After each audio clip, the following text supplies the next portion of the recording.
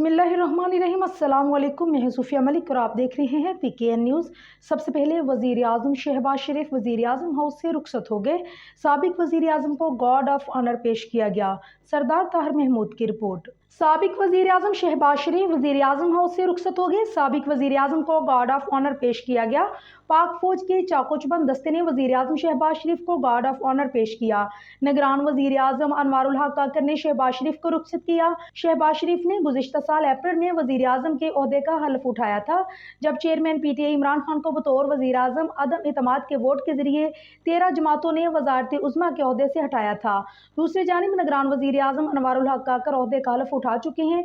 बलोचिस्तान अवामी party के रहनुमा अनवारुल हक काकर को निगरान वज़ीर आज़म बनाने का फैसला किया गया था, जिसकी समरी पर सदर ममलिकत ने भी दस्तखत कर दिए थे।